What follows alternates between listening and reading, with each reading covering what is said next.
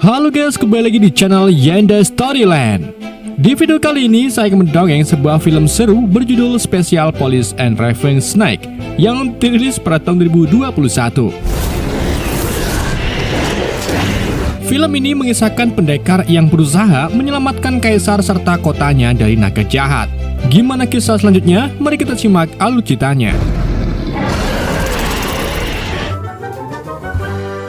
Gak bisa bahasa Inggris.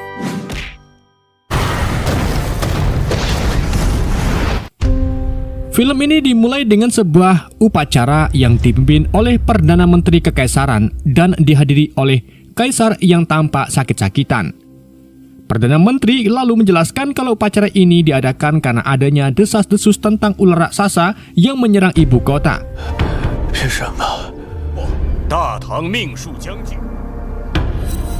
Sementara itu, di sisi lain, ada seorang tahanan bernama Fei Fei yang sedang berusaha untuk melarikan diri. Kemudian, upacara pun dimulai.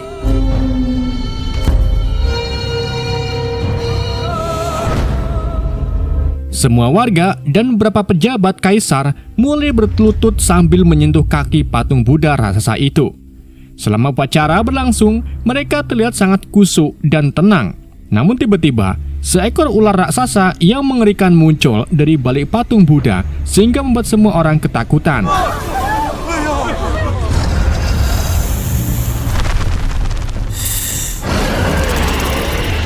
Kemudian, ular itu mulai menyerang kaisar, namun salah satu tangan patung Buddha mengenahannya.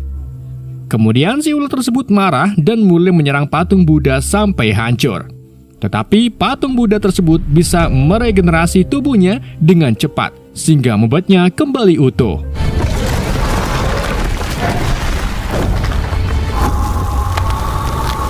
Ular raksasa itu merasa marah sehingga membuatnya berkaki buncin menjadi 8. Kemudian tiba-tiba patung Buddha membuka matanya dan langsung memusnahkan ular tersebut.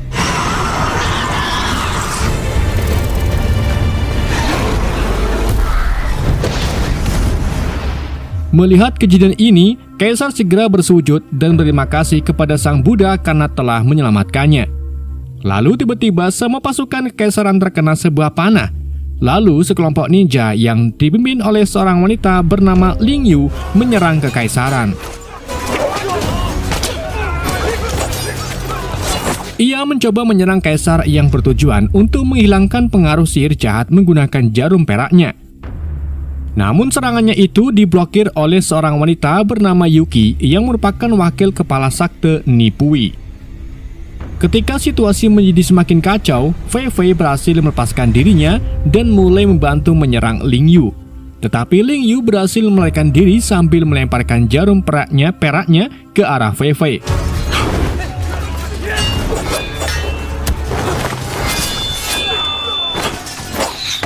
Setelah Fei Fei melihatnya, ia mengenali pandai besi yang membuatnya.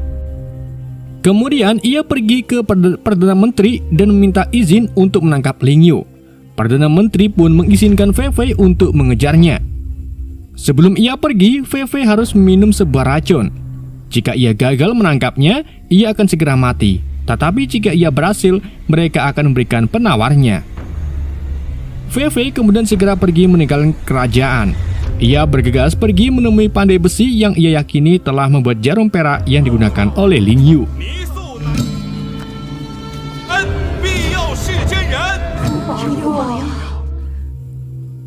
Sesampainya di sana, si tukang mengatakan kalau memang ada seorang wanita yang membayarnya untuk membuat jarum perak.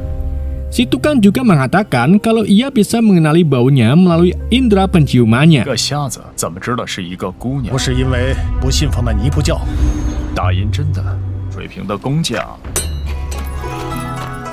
Lalu, mereka segera pergi menuju ke rumah bordil. Ia kemudian menyuruh pria itu untuk mencium aroma wanita yang ada di sana satu persatu untuk menemukan aroma yang sama dengan Ling Yu. Dan pada saat mereka menemukannya pada salah satu wanita, tiba-tiba muncul dua pembunuh bayaran. Kemudian, keduanya saling menyerang satu sama lain. Sedangkan Fei Fei dengan santuy menyaksikan pertarungan antara keduanya.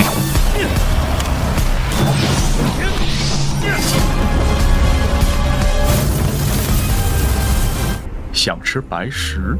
Ketika sedang asiknya menonton, tiba-tiba seseorang muncul dan menyerang Fei Fei. Tetapi dengan mudah ia menghindari serangannya.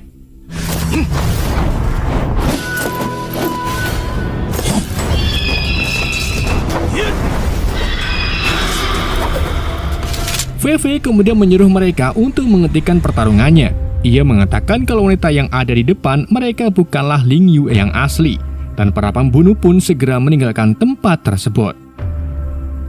Fei Fei kemudian bertanya kepada wanita itu tentang keberadaan Ling Yu, dan si wanita itu memberinya kode dengan melirik ke tempat Ling Yu bersembunyi.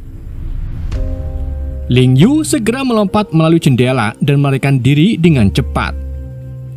Fei Fei pun segera mengejar dan menangkapnya. Namun Ling Yu yang gesit berhasil lolos dengan mudah dari tangkapannya.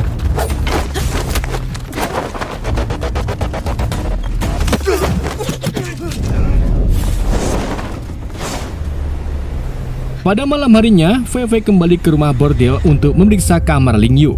Ketika sedang memeriksanya, ia menemukan sebuah peta yang mengarah ke pulau rahasia. Fei Fei pun segera pergi ke tempat itu.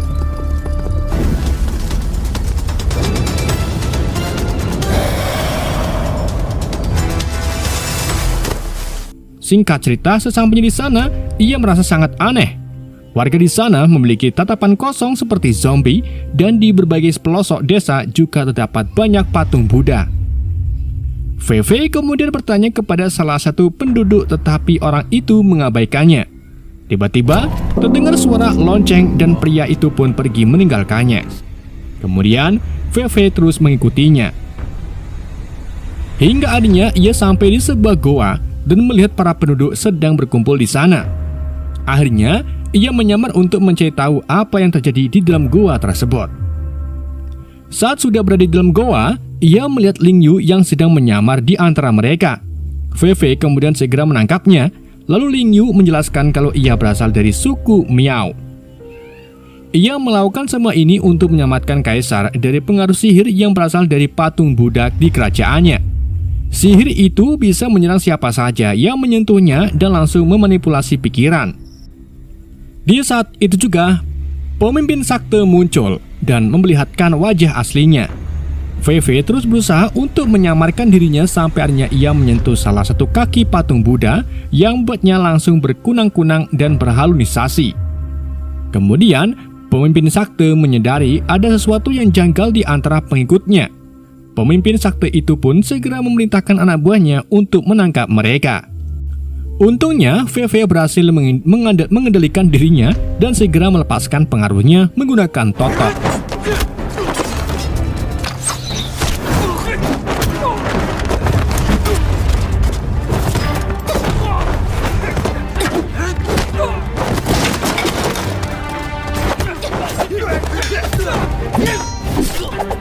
Fei Fei dan Ling Yu berlari keluar gua sambil dikejar-kejar oleh anggota sakte. Setelah berlari beberapa saat, mereka akhirnya terpojok dan memutuskan untuk menjeburkan diri ke sungai.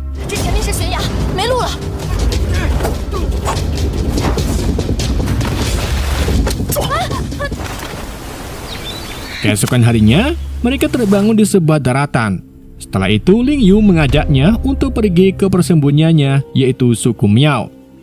Dalam perjalanan, Ling Yu menjelaskan kalau Perdana Menteri yang sekarang adalah pemimpin sakte Nipu bernama Aoki yang sedang menyamar.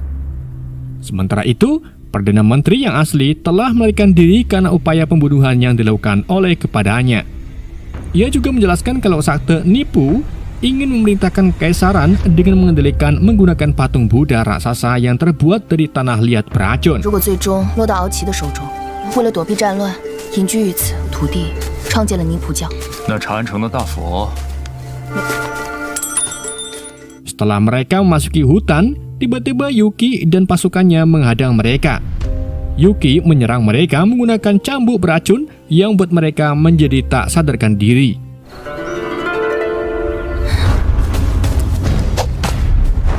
Dan ketika mereka berdua akan dibunuh, tiba-tiba seorang pria misterius dengan tombak muncul dan mampu mengalahkan semua pasukannya.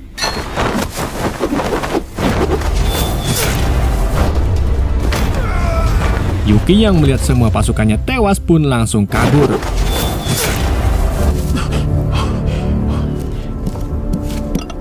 Singkat cerita, VV terbangun setelah beberapa jam dan langsung keluar rumah untuk melihat keadaan.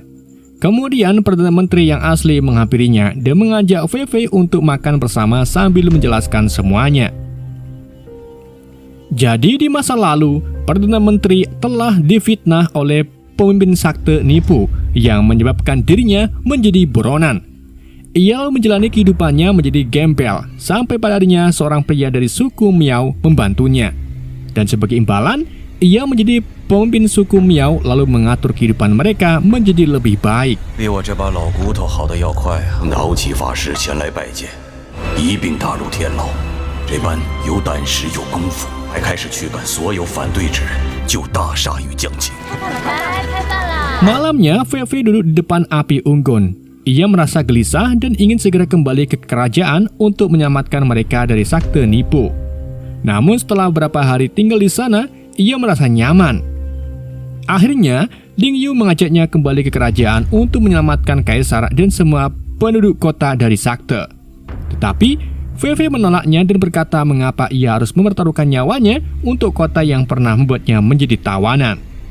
Mendengar hal ini, Ling Yu pun merasa kesal dan memutuskan untuk pergi sendirian ke kerajaan. Pada malam harinya, VV pergi untuk berjalan-jalan. Namun tiba-tiba ia melihat Yuki dan pasukannya yang menuju ke arah desa Miao. Saat ia kembali, semua penduduk sudah terbantai. VV kemudian mulai melawan mereka, tetapi tanpa ia sadari si pemimpin sudah dalam keadaan darurat. VV akhirnya berhasil mengalahkan semua pasukan Yuki, bahkan ia berhasil membunuhnya.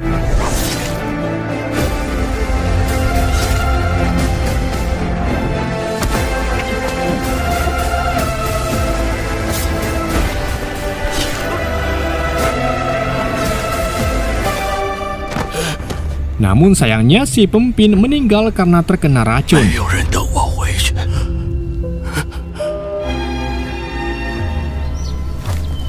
Keesokan harinya, di dalam kota, Ling Yu terlihat menyamar di antara kerumunan warga. Dan tiba-tiba VV sudah berada di sampingnya. Dalam perjalanan menuju ke tempat ritual, VV menceritakan semua yang telah terjadi pada desa Miao. Dan pada saat ritual pemujaan patung dimulai, Ling Yu dan VV mengganggu ritual tersebut menggunakan bom asap yang mereka tembakkan ke udara. Para prajurit kekaisaran pun segera menyerang mereka, sampai pada akhirnya mereka berhasil menghabisi seluruh pasukan. Kemudian para pembunuh yang sebelumnya datang dan berkumpul untuk membantu mereka melawan Perdana Menteri palsu. Perkelahian pun terjadi hingga akhirnya Perdana Menteri palsu menunjukkan wajah aslinya yang ternyata adalah pemimpin sakte.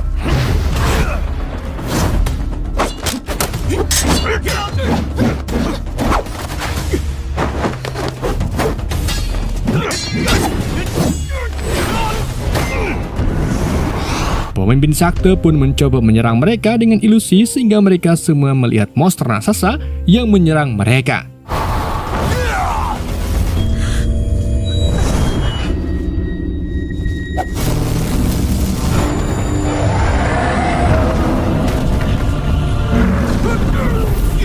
Ketika VV hendak diserang oleh monster itu, ia memberanikan diri untuk diam. Seketika pukulan raksasa itu menembusnya. VV pun menyimpulkan kalau yang mereka lihat hanyalah ilusi. Setelah perjuangan selama beberapa waktu, VV akhirnya berhasil menangkap pemimpin sakte tersebut. Namun sebelum menjadikannya tahanan, ia meminta penawar untuk dibagikan kepada seluruh warga. Keesokan harinya, kehidupan orang-orang kembali normal setelah meminum penawarnya dan film pun berakhir. Oke guys, itulah alur cerita film spesial Police and Ravenous Night. Semoga kalian terhibur dengan alur cerita yang saya bawakan. Mohon maaf jika ada kesalahan dalam penyampaiannya ataupun penyebutan nama. Sekian dari YND, sampai jumpa di video berikutnya.